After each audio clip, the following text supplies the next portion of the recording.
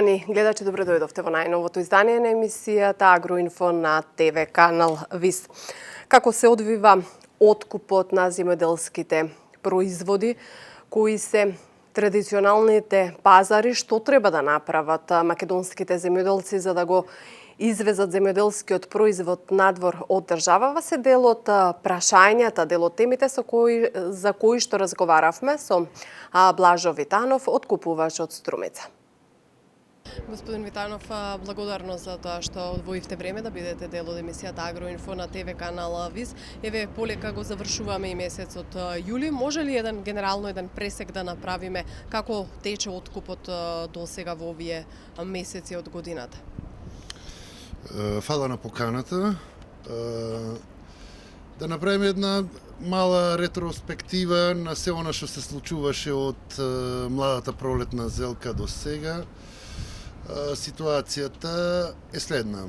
Младата зелка на име цена и квалитет, сето тоа што се произведе и се продаде на една многу добра цена, земајќи во обзир дека уште ковид и дека пазарите не беа ширум отворени, зелката пројде добро.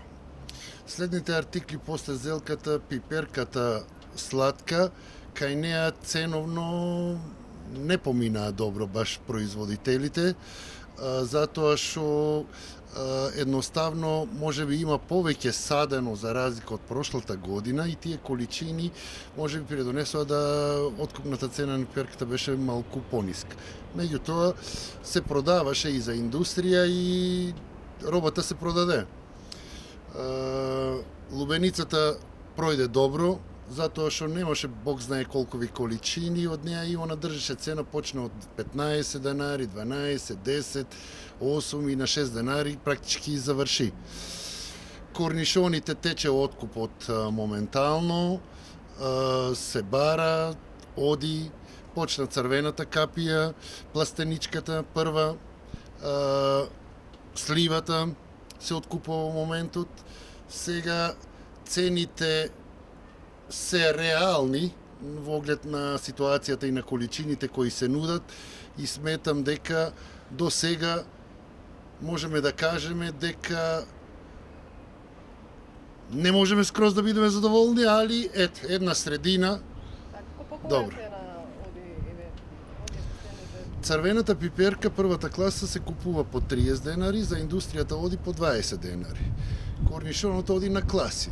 Првата класа од 3 до 6 е некаде околу 40 денари, ова 6 до 9 е некаде околу 30 и некој денар, од 9 до 12 калибри тука е некаде околу 20 денари, тоа за корнишонот. Пиперката реков 30 денари, така да тие се цени реални. Сливите од 25 до 30 денари. Затоа што во однос на ланските години цената е супер, имаше мало мрзнење во март, април месеци, нема толку род по сливите и затоа е таа цена.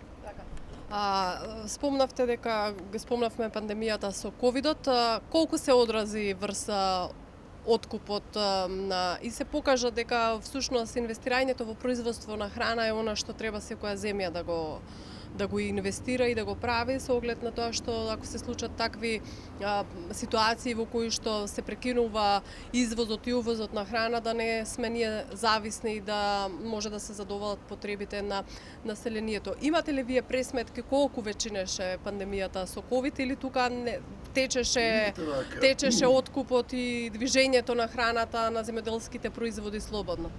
Генерално земено, пандемијата зема свој дел од данокот, секако, меѓутоа најмногу усетија сите други гранки, освен производствените гранки што се поврзани со храна. Оти насекаде низ светот работеа супермаркетите продаваат, другите бутиците и не знам што тие не работеа, али храната се трошеше.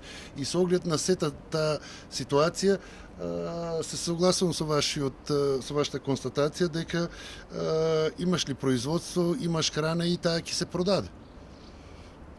Дали се уште се мали ситни земјоделци или почнаа да ги окрупнуваат површините? Има кампања нели за зголемување на земјиштето. Дали земјоделците почнуваат да го практикуваат тоа или се уште остануваат ситни земјоделци кои што имаат мали површини обработливи? Тоа е многу болна точка кај нас и вака како што оди работава, ја не сум оптимиста за во наредните 10 години може да се случи во Македонија да се увезуваат земјоделски производи, оти тоа расцепканоста и ситност на производствените капацитети не дава гаранција дека луѓето немаат сап со мали производствени капацитети да воопшто работат земјоделие и за тоа сите барат некоја екзистенција надвор од државата. Окрупнувањето е добро замислено, треба да се поработи на тоа, треба да има некој начин како сето тоа да се уствари кроз субвенции или кроз не знам што, оти вака како што оди не ме бендисува. Кои се пазарите, дали останаа традиционалните пазари во кои што заминува македонскиот земјоделски производ или успевате да освоите нови кои што досега немале можност да вкусат од нашиот род? Видете вака, традиционалните пазари остануваат секако, но тенденцијата е секако нови пазари во Европската Унија. За нови пазари во Европската Унија мора да се престроиме драстично. Што значи тоа? Тоа значи не смееме да купуваме директно спакирана роба од земјоделците. Мора ние да ја земеме во рефусна состојба, ние да спакуваме, да ја разделиме што е прва класа екстра, ние знаеме што нашите купувачи барат таму, ова втората класа доди за индустрија. Само на тој начин можеме да ги отвориме новите пазари. Вака конвенционално како што работиме до сега за нашите стандарди ју пазари, тоа веќе не минува. Владата најави Министерството за земјоделство дека Струмица ќе добие откупен центар. Дали тоа би било чекор поблиску до остварување на овие стандарди на Европската Унија, во кои што ќе има ладилници, кои што ќе можат да ги користат земјоделците? Дали сметате дека таквата инвестиција, дека тоа може да ги подобри условите за остварување на овие и приближување до овие стандарди кои што се бараат на пазарите надвор од Македонија? Секако дека да, запознаен сум со ова инвестиција која се најавува. Меѓутоа не сум толку сигурен дали истата ќе биде ставена добро изорганизирано во функција за потребите да се задоволат страстите на сите. Зошто? Затоа што во секое село наше има по 5-6 откупни центри. И сите терат по свое. Ние пробавме со Агрокор тука, и ја бех директно инволвиран, меѓутоа приказката не успеа затоа што ние зависевме од локалните купувачи по селата да ни ја достават робата кај нас. Не гледам како тоа другачие ќе се смени, ако земеме сега 10-12 години покасно од Агрокор, кога производство е намалено за 50% и луѓето бегат од земјоделието, треба додека не е започната инвестицијата, добро да се размисли за таа идеја, по мое. Сметате ли дека треба директно да има и мрежа на добавувачи кои што би ја земале робата од руралните средини да ја носат? Да, секако, оти на некој, да кажеме сега, ќе го земам пример Пиперево. Во Пиперево има 5 откупни станици.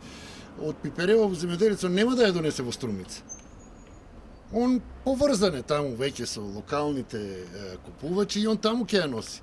А на кој начин ќе функционира тука, како е замислено, за тоа треба јавна дебата, дискусија, да се види дали е оправдано. Оти ако не е оправдано, џабе ќе се фрлат пари. Делумно ми одговоривте на следното прашање. Немаме низ последниве години видено некои поголеми протести, барем во Струмичкиот регион зборувам, протести на земјоделците со фрлање на земјоделски производи на својот род. Дали тоа е резултат на големата побарувачка или дали е резултат тоа на намаленото производство, па секој може да го продаде она што го произведел по соодветна цена? Видете вака, генерално можам да кажам дека И ова има свој дел во сета таа работа. Например, намалените количини ќе земам на некој артикл, ќе земам доматата ова година. Доматата, за разлика од пред 10 години, во Струмич, која е намалена за преку 60 до 70%. Ова година цело лето доматата е 35-40 денари. Што значи тоа? Тоа значи дека нема доволно домати на пазарот и таа истата домата држи цена. А некој артикл, ако пак дојде во ситуација да количински се нуди повеќе од потребите на купувачите, нормално ти цената ќе му падне. Сега, визави колку ова е поврзано со другото, поврзано е секако, да. И дали заживеа договорното производство кога станува збор меѓу откупувачите и производителите, и дали се чувствува потребата дека треба да се планира стратешки производството, она што вие како откупувачи имате побарувачка да го продадете и земјоделците кои што нели имаат ниви да го произведат? Ако земеме да компарираме од пред 10 години и сега, многу повеќе се работи поодговорно и по договор. Ние веќе на пазарите кај што сме присутни со одреден дел од нашите артикли кои ги имаме и сега пробуваме, наметнуваме нов артикл. Па за есента друг нов артикл. И сето тоа, ако не го договориме со произведувачите, со земјоделците, нема да успееме да ја направиме целата приказна. Така да сметам дека во тој дел оди на подобро и има веќе договорно производство. Кои се само на крајот најголемите увозници на македонската храна? Каде најмногу извезуваме? Видете вака, ако земеме репер, како една целина би ја зел бивша Југославија, најголем дел сепак завршува на бивши југословенските простори. Добар дел оди за Украина, Белорусија, дел Русија. Меѓутоа Русија во последните година две паѓа нашиот извоз таму. Оти сепак подолг временски период трае превозот, многу се сложени влезовите на царинење во Русија се барат практично игла во сено и знаат многу камиони се враќат и јас се откажах од Русија, повеќе не извезвам во Русија. Европска Унија во проценти треба да расте сега и во иднина.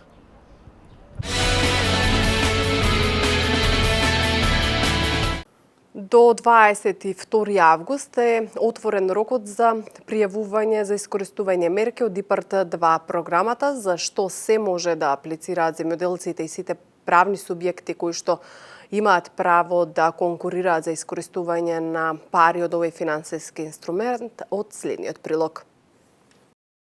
Помалку од 1 месец имаат земјоделците и другите заинтересирани субјекти да аплицираат по повикот за мерката 7 од ИПАРД 2 програмата.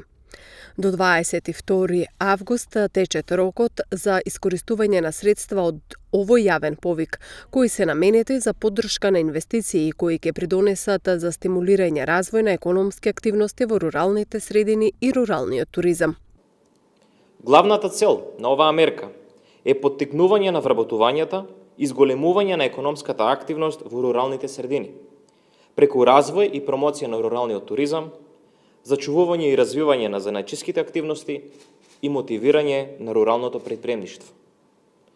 Приоритетни сектори кои се поддржани од оваа мерка се инвестициите во алтернативното земјоделско производство, инвестициите во производство на прехрамбени и непрехрамбени производи, инвестициите во занајчиските дејности, инвестиции во услуги за руралното население и инвестициите во руралниот туризам. Како корисници на мерка 7 се прифатливи физичките и правните лица кои спаѓаат во рангот на микро и мали предпријатија, а повратот на инвестициите е во висина од 65% од вкупните прифатливи трошоци. Проектираниот буџет за оваа мерка е 9,6 милиони евра со можност за негова екстензија. Ова се сериозни средства кои ќе имаат директен импакт врз развојот на постојните, како и отварањето на нови, мали и микро предпријатија кои се главните мотори на домашната економија. На последниот повик, преку мерка 7, склучивме 80 договори со вкупна поддршка од 8,5 милиони евра. Овие договори се всушност зачеток на нови инвестиции во земјоделството, нови индустријски капацитети во руралните средини, нови сместувачки и угостителски комплекси кои ја збогатуваат лепезата на домашната туристичка понуда. На последниот повик преку мерка 7 склучени се 80 договори со вкупна поддршка од 8,5 милиони евра. До сега се исплатени 30% од средствата на програмата, а подпишани се договори за речиси 80% од средствата. Во тек се и активности за подготовка на новата ИПАРТ програма 2021-2027 или ИПАРТ 3, преку која се очекува државата да добие повеќе за 60% средства во споредба со ИПАРТ 2.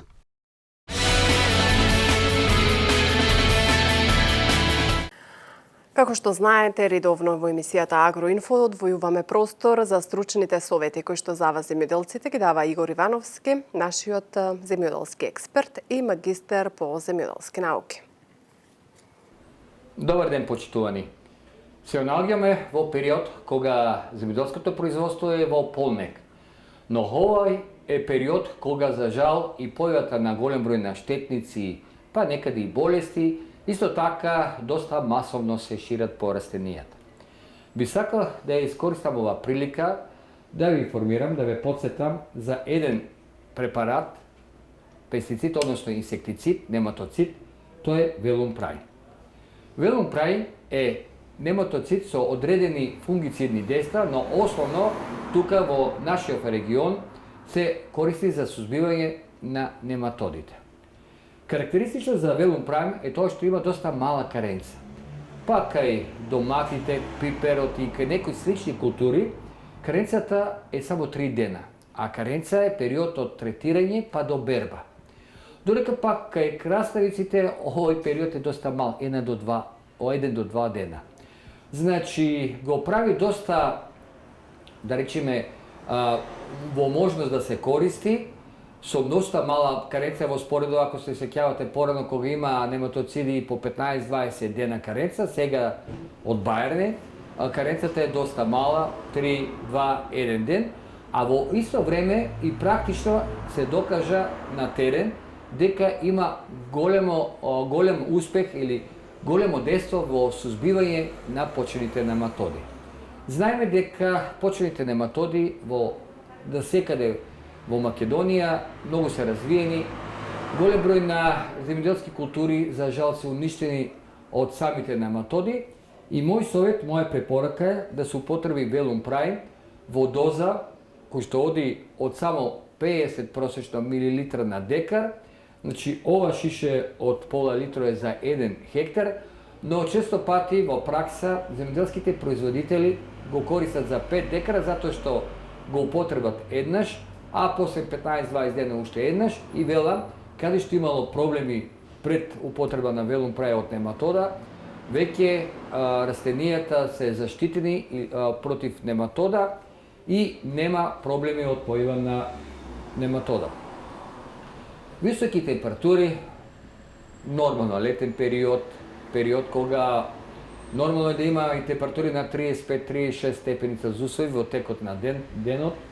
И затоа растенијата препорачливо е без разлика дали се во пластеници, дали ставно збор за одгледување на растенија во оранжери, односно пластеници или на отворено, да се третираат со стимулатори, односно во оваа прилика ќе го спомнам Амиксол, природен биостимулатор составен од најзначајни растителни аминокиселини, повеќе видови на аминокиселини, кои што од своја страна овозможува да растенијата ги поминат сите и полесно да ги поминат сите стресни ситуации. Во оваа прилика стресната ситуација станува збор за високи температури, кои што овие високи температури може да предизвикат еден вид колабрирање, односно смирување на сите физиолошки процеси кај растенијата, а со тоа да се одрази покасно врз растот и развојот на самите растенија. Амиксолот оди во концентрација или во доза, во колку е во систем капка по капка 1 литар на декар, а во колку фолиарно со прскање тогаш оди во доза од само 300 мл на 100 литра вода, односно 0,3%. Едно од позитивноста на амексолот е тоа што може слободно да се употреби со бакарните фунгициди. Ово го напоменувам затоа што кај, да речеме, кај пиперот, кај што доминантни се бакарните фунгициди, као фунгоранот, тука слободно може да се употреби амексол, пример при прскањето во доза 0,3%, а и кај воглавно скоро кај сите пестициди, амексолот без проблем може да се употреби. Почитувани гледачи, ова беше едно кратко мое резиме за овие два, да речеме, производи. Значи ќе повторам, Велумпрай против нематода, од 5 декара ако 2 пати се употребува, до 1 хектар со едно третирање, и обавезно амексол, кој што во ова прилика задолжително го да го употребите со цел да се спречат овие стресни ситуации.